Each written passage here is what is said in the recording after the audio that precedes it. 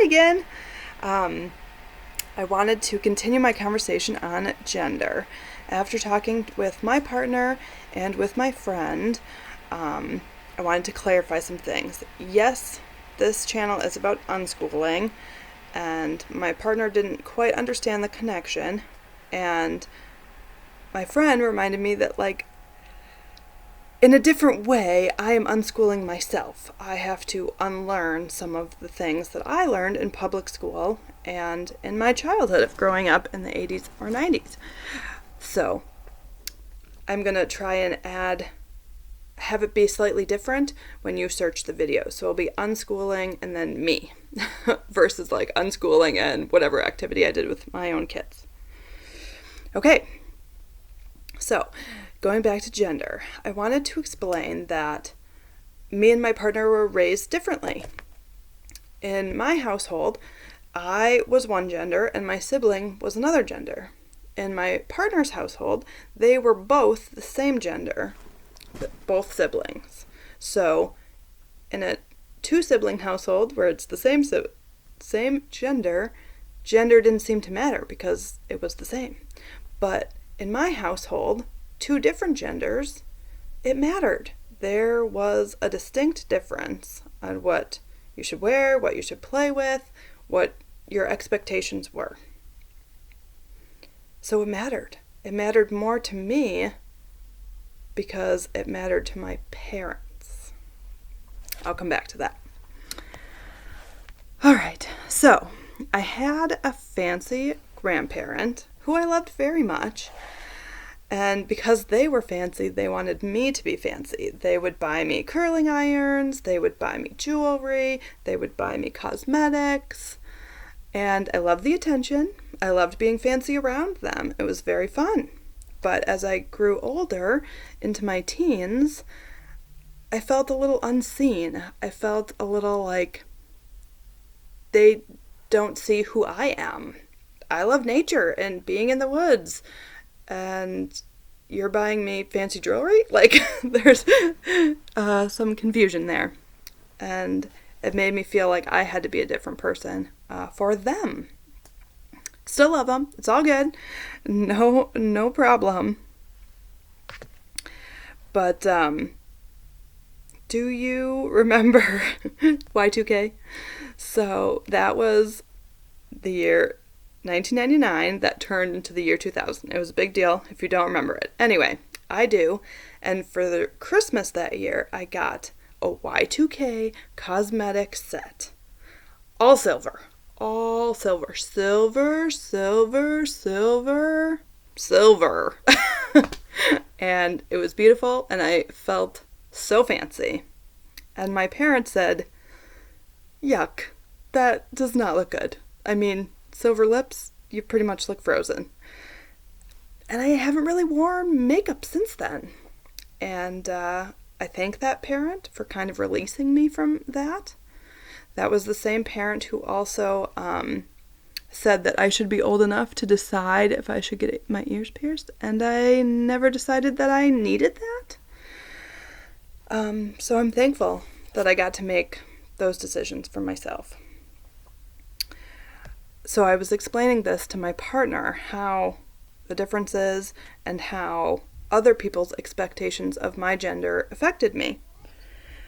So I wanted to be on the same page where we both are saying kids. We both are saying they. To not force our kids into being who we think they should be or who we think they are. Letting them have the freedom to be them and not have gender be involved in any of it. So hopefully we can start that.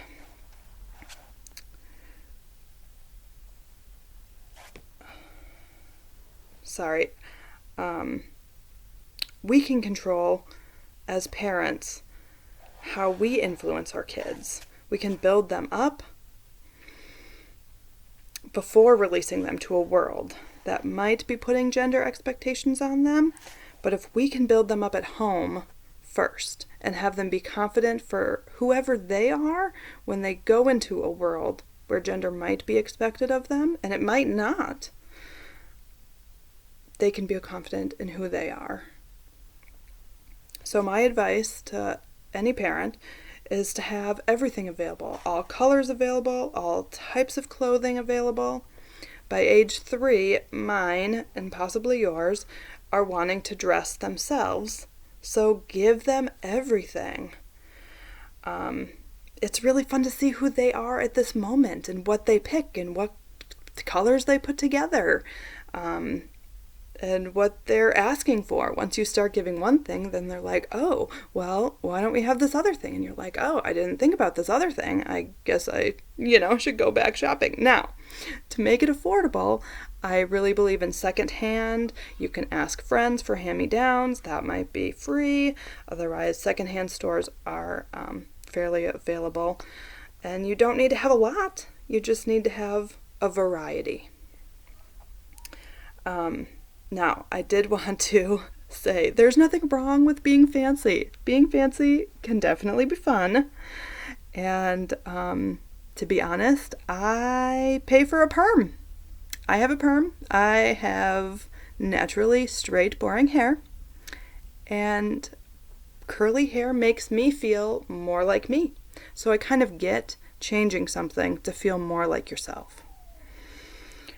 I understand where we're coming from as like a society where we're trying to go with this and being not in gender specific, and I love it. I'm excited about it. I understand the resistance. I understand that it's hard for people to change the words that they use. It's hard for people to understand why it needs to change.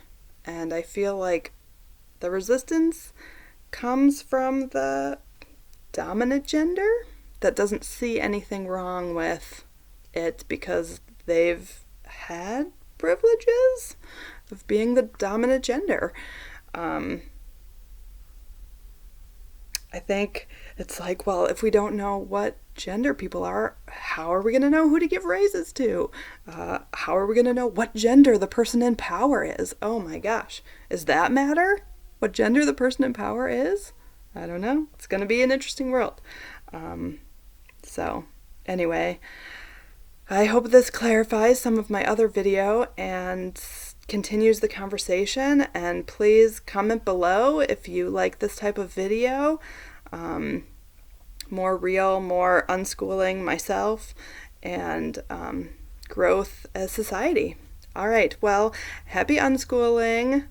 Get every color and clothing item you can and see what you come up with. All right.